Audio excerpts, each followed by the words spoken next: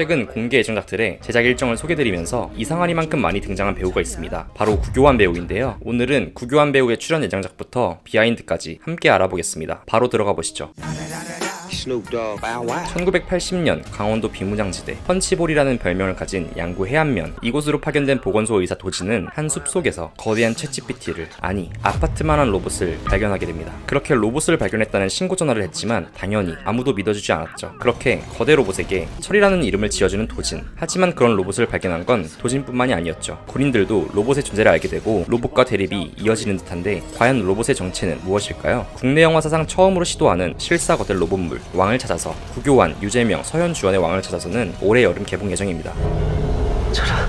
K-좀비 장르를 만들어낸 연상호 감독의 신작 부산행 반도에 이은 세 번째 좀비 영화 군체. 정체불명의 바이러스로 봉쇄된 한 건물 안에서 감염자들이 하나둘 등장하기 시작하는데, 이 좀비들은 기존의 좀비들과 달리 예측할 수 없는 형태로 진화하고 있었죠. 기존에 연출했던 좀비물과 다르게 밀폐된 공간이라는 배경과 진화형 좀비라는 독특한 설정으로 다시 돌아올 연상호 감독. 캐스팅으로는 킹덤 아신전에서 좀비물을 맛본 전지현, 반도에서 연상호 감독과 호흡을 맞췄던 구교환은 킹덤 아신전을 포함 세 번째 좀비물에 출연 예정이고요. 지창욱, 신현빈, 김신록 배우가 캐스팅이 확정되었습니다. 반도에서 서대위를 연기했던 구교환 배우는 이번엔 어떤 캐릭터로 좀비 세계관을 채울지 기대가 되고요. K 좀비물 세계관 연니버스에 포함되는 거 아니냐는 추측이 많은데, 반도에서 구교환 배우가 죽었다고 보여졌기 때문에 같은 세계관을 공유하고 있지는 않을 것이라는 생각도 드는 반면, 서대위가 죽기 직전 좀비에게 물려 새롭게 등장할 수 있겠다는 추측도 조심스럽게 해봅니다. 영화 군체는 최근 크랭크인에 들어갔으며 개봉은 2026년을 목표로 하고 있다고 하네요. 폭설로 뒤덮인 외딴 어느 기차역, 평생을 기차역에 헌신한 역장 갑수는 갑작스럽게 해고되게 됐죠.